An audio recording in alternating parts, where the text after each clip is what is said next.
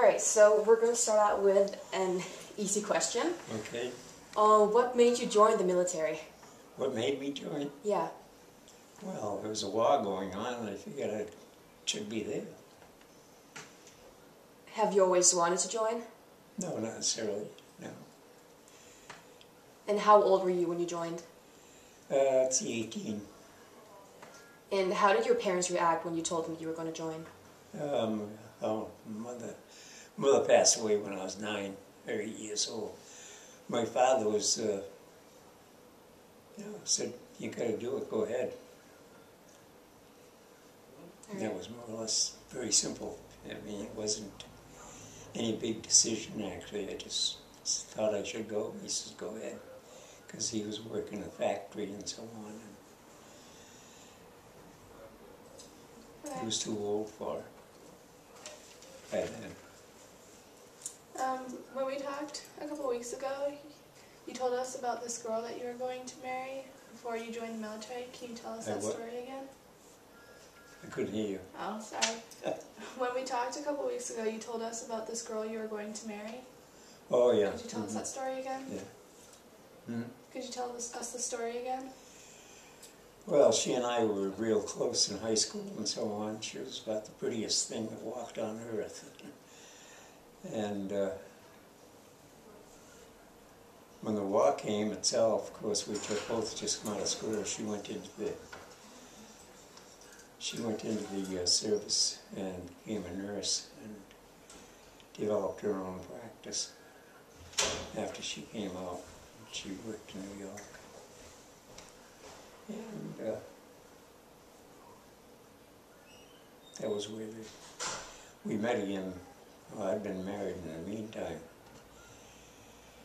But things didn't work out too well. It was a very poor selection that I made. And when I ran into her, we decided to put it back together again. She was going to give up her practice in New York, come back home, and we could get together again finally. And about a month later I found out, because I lost track of it, she went back to New York to clear up her practice and so on. And that's when, that was the end of it. Chinaman there, that she was one of her people she was taking care of. He was upset about the whole thing, so he proceeded to kill her. And that was it. I'm sorry. And I know it. It was quite a, for about 3-4 years I was pretty well wrapped up on it. But there was nothing you could do on it. Just an unfortunate thing. So, but the war, more or less, the war created the situation. Yeah. So I wasn't too happy about that.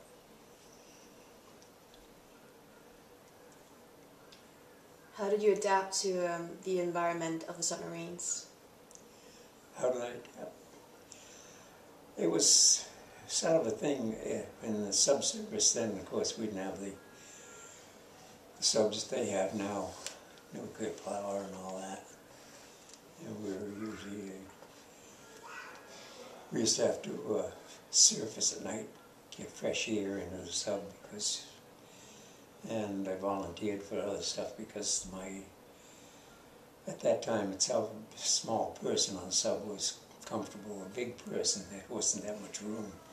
Two big people coming down the same alleyway together, you just didn't fit. It was altogether different from now. My nephew went in after I came out. When he became of age, he went into the same thing, went in the subservice because of his uncle. He was quite proud of me and so on, so he decided, and he went in, and he was fortunate though, because now they're into nuclear and so on. And to get into the nuclear, he had to do what they call a double hitch. They didn't want you for 3 years and then to have you disappear with the training. So you had to serve 6, which he did, and became a consultant on nuclear installations and so on, which was a big thing, but the subs that he served on were nothing like we just had. We had just those real tin boats.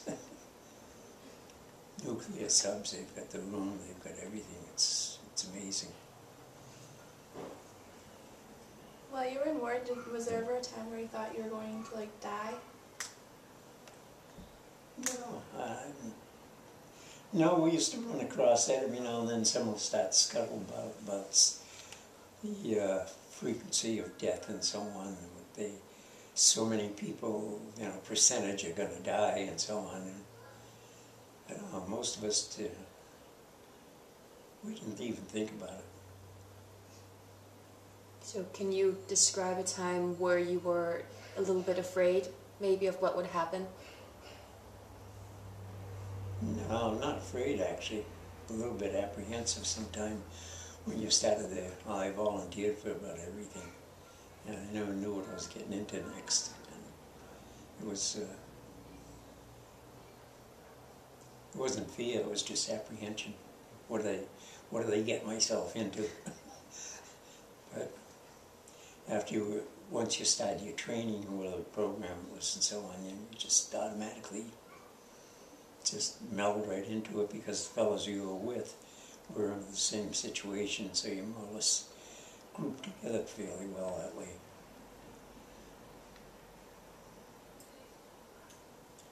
So, what is your darkest memory from your time in the war?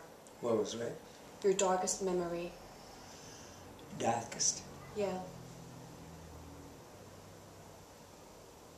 I really couldn't say that. Well, the only darkest part was when I suddenly was separated from my service and into the hospital and underwent a discharge. I was quite unhappy about being discharged.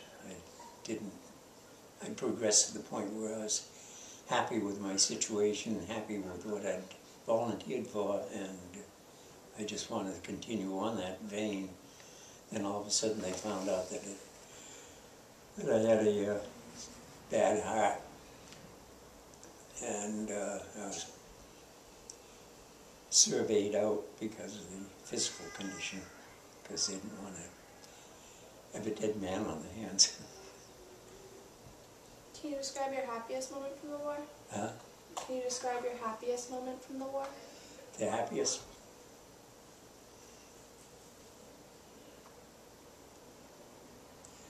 Oh, I don't know. I wouldn't say it was a real happy thing. It's just I enjoyed myself. Because when you came out of what we call boot training up Great Lakes and so on, Sampson, New York, we had once we boots there, we had our week off to come home. That's when I made a mistake, got married on the way home. We got back to camp itself, and we went into what they call OGU, outgoing unit, and you didn't know where you were going. I volunteered for sub-service instead of straight Navy, and that's when I found out suddenly I was going to sub-service into Newport, Rhode Island. I'd say that was about the happiest part. And I suddenly, hey, I got it. I got it. So, what are you most proud of from your time in the war?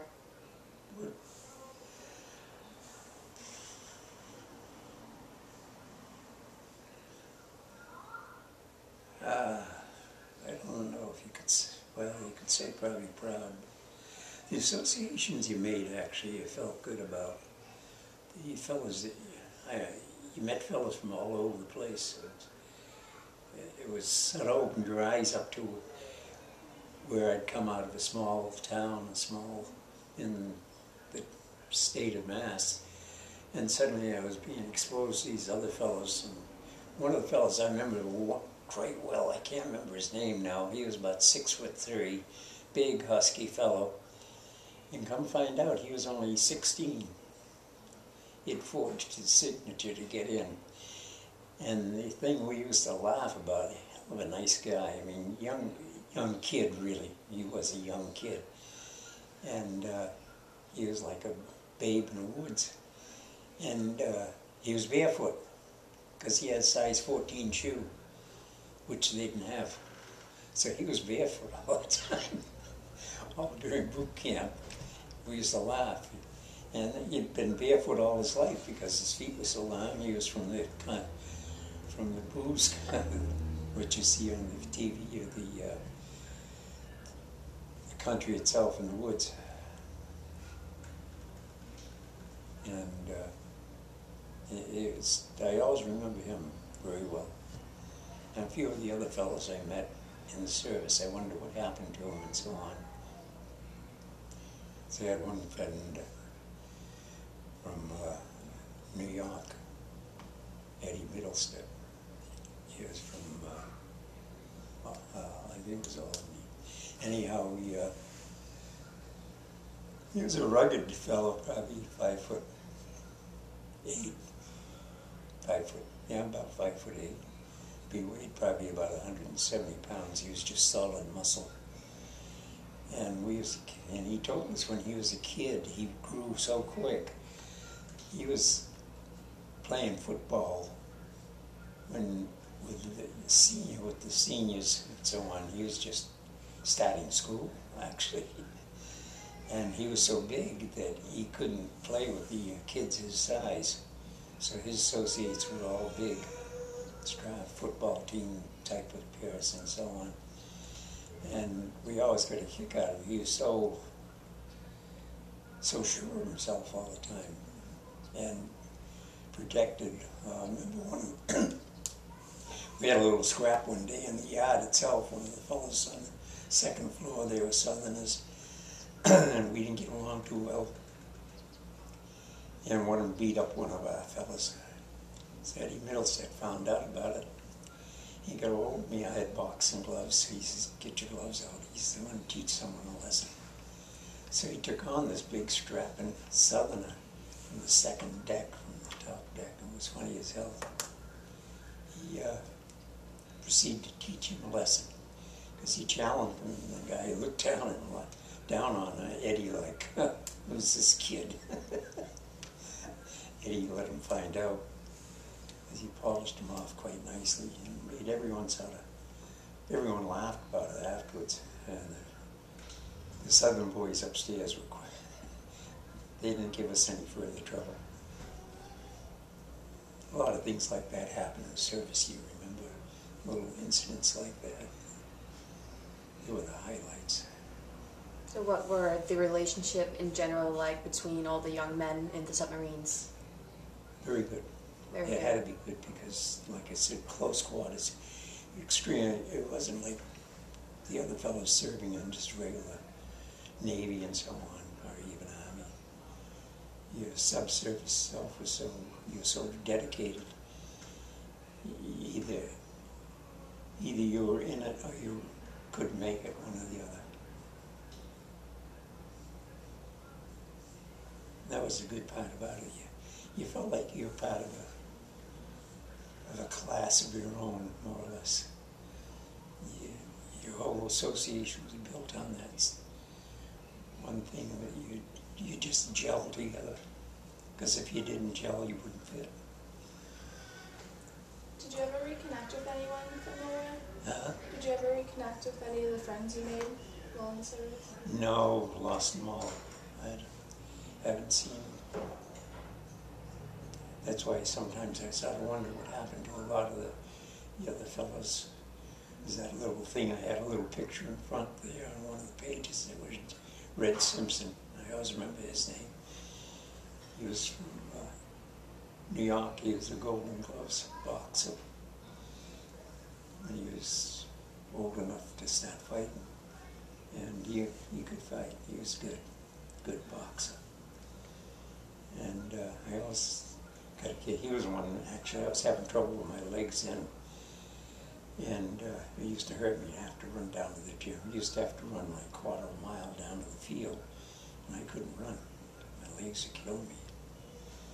My legs were my prize when I was younger, because cross-country skiing, competition, downhill competition, running during the summer, I mean, constantly, and all of a sudden, my legs were killing me. So he was one to get hold of me. He was going down to the gym every day. And he says, instead of what we used to call happy hour every day, you're supposed to spend an hour in athletics, and they used to bring you down to have to run down to the field, and then you'd spend an hour with athletics and then back to regular duties again. And I just couldn't do it. I couldn't run down there. So he's come down to the gym, turn out for wrestling. You don't have to run at all. So that's what I did. It turned out to wrestling during camp.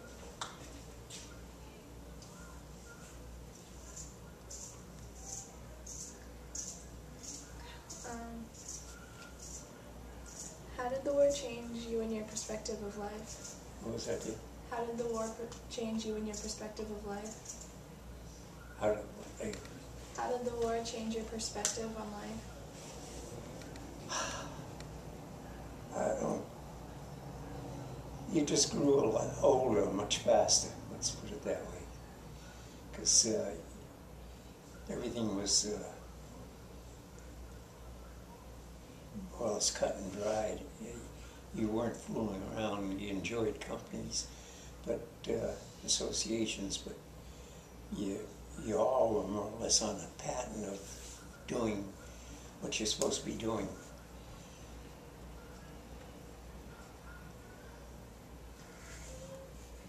Can you describe the most horrible thing you had to witness? Most horrible? Yeah.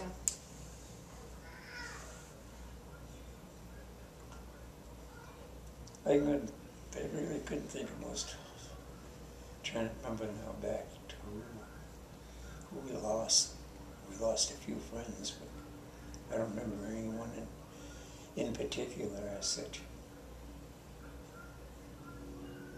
It was almost like you were in a rut, and something like that disturbed you at that moment, but you didn't carry it with you. You didn't just continue to think about it. You more or less associated with that's the way it happens. That's it. There's nothing you can do about it. When it's your turn, it's your turn. And it's more or less the attitude. We weren't particularly fearful of anything.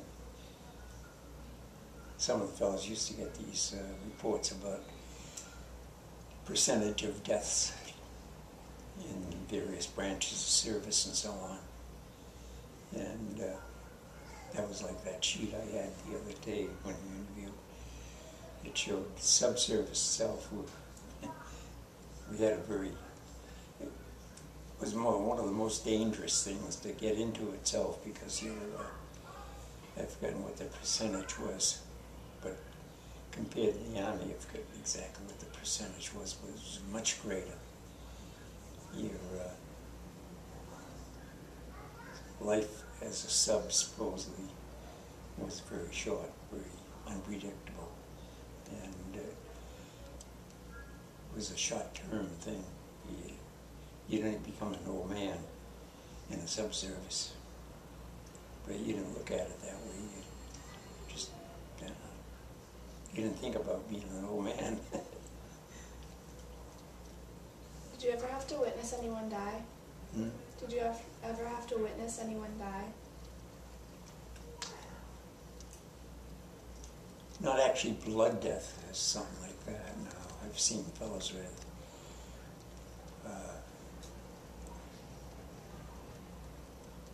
in subservice itself, it's, unless if your sub was the one that got attacked, you could have some real hurting people. But ordinarily, under ordinary service and so on, no, you were tense about certain things, but you didn't really think of dying. There was no death as such, because if a sub went down, everyone's died. Everyone's gone, yourself included. You didn't even consider it, because it was just one of those things that you didn't put much time or thought into. Like I said, every now and then someone would come out and say, it's a very short life. And we'd say, oh yeah, so what? But we doing we enjoyed. It was, it's a way of life. It became a way of life for you, actually. You devoted to it. It's a little different now, I think, than the old days.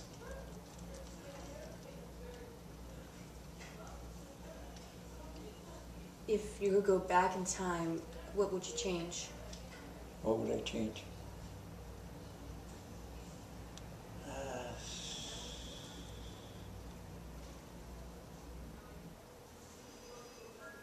It's not much would change. The only thing I want to change is, at that time, was to enable a pass through the physical itself to stay in service instead of being discharged, having a medical discharge.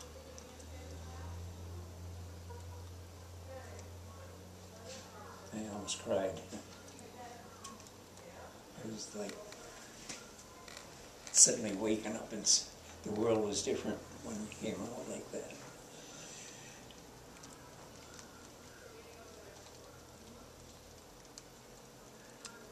How did you adapt when you had to come home? How did you adapt to your home life after you left? It took several weeks, actually, of just getting back and just making new acquaintances, finding jobs, etc., and so on. I was fortunate in that because probably about the third or fourth week, I had an opportunity to go back to work with a company that worked in one of the stores up in Worcester, the old Peanut, what we used to call Peanut stores. And I'd worked there just before I went in the service, and somehow the company found out that I'd been discharged and I was free, so they asked me if I wanted to come back to work for them, which I did. And that was a big decision because they ended up sending me, within 3 weeks of work, they sent me down to Providence to become a store manager, which was a very poor management store. And I lucked out on that. I just had a talent for operation of a store like that. And when I first went down there, I was quite proud of it. Out of 74 stores, it was rated number 72. And when I got down there, the so-called manager that I was replacing had all kinds of physical problems, mostly drinking more than anything. But he finally quit the job itself. So I had full charge of the store, and 6 months later, the Northeast supervisor, O.W. Phillips, I always remember his name, came to me and told me one day, he says, I'm going to work with Pepsi-Cola, same thing, district manager. My job is open in Wilkes-Barre, Pennsylvania, the headquarters for National Peanut Corporation. I was quite impressed with your operation. They want to have me take over the store in the Northeast. And that's what I was going to be governing to do, but I was having a little problem then with my so-called wife. And I came back up to Worcester to find her and never did go back to work. I gave the whole thing up. I often wondered what would have happened, because I was only, well, that was a big concern. I was only 20, and I couldn't legally sign papers. And when you're a manager of a store, you're dealing with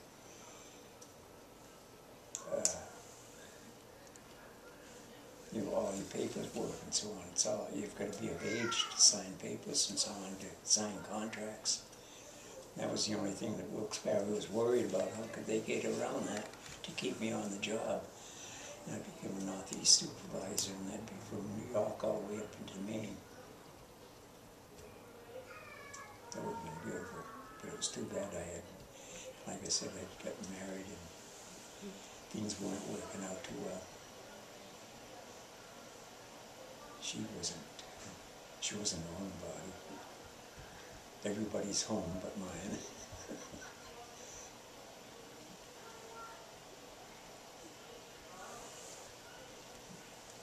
When you hear the word Hiroshima, what comes to mind? When you hear the word Hiroshima, what comes to mind? When they hear the word what? Hiroshima. Hiroshima. Nothing really. It was just one of those places the enemy owned.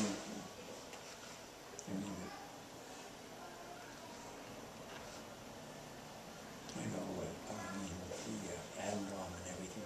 Of course, I was out there quite some time.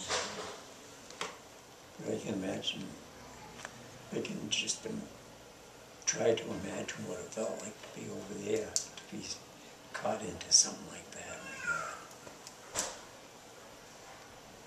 War is so much different now, too. I'm almost sorry. It was a different level of fear as against what they have now and so on. What about when you hear the name Hitler? Do you feel positive or negative feelings? Hitler? He was a bum. Feeling about Hitler, he was just plain detestable. I mean, his whole thing itself, what he stood for was just not to our liking at all. If you got the chance to go to do your whole life over again, would you still choose to go into the military? Oh yeah. Yeah, once I get into it, I figured it was going to be my life. That's why, like I said, when they finally told me that they were sending me home, medical discharge, I was crying. Yeah, it hurt, because it was my life. Now I got to go make a new life.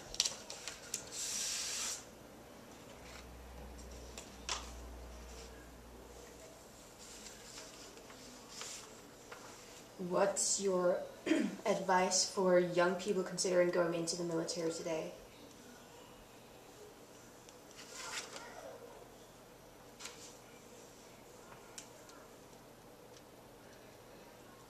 I don't know, it'd be pretty hard to say, actually. The only thing I could say is, if a person was going to go into the military, to more or less set himself up as to what he really wanted to do, where he wanted to serve, where he would feel that he's being, accomplishing something.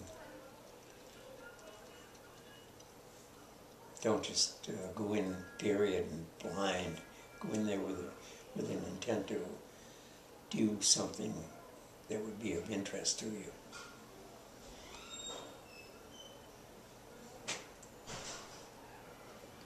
How did the military affect your life?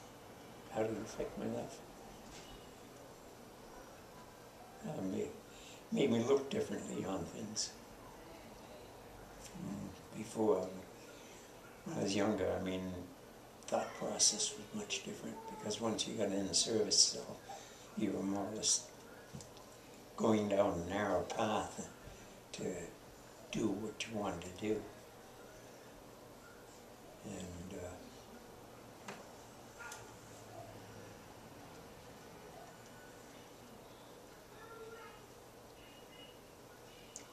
Did you ever see the movie Saving Private Ryan? which one? Saving Private Ryan? No, I never did see that. Did you hear about it? Yeah, I heard about it. I never got to see it, though. It was one of those things I wanted to see, but I never did.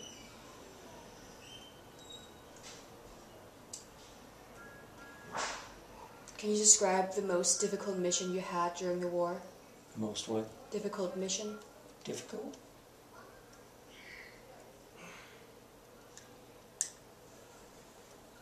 No, not really. I can't think of one particular thing. Is there anything else that you would like to say? Like any last words? My last words. Something you feel like people should know, or something you just want to get off your chest? Just something you would like to share? Something like to share.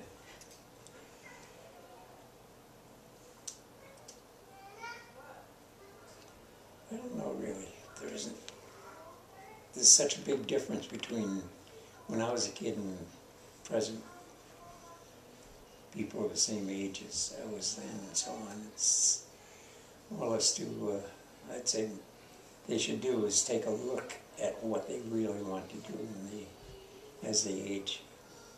Not just go willy-nilly and hope something will happen, but create their own position in life and just go for it. Establish yourself. Yeah. Well, thank you very much, George. Okay, I hope that helps you out.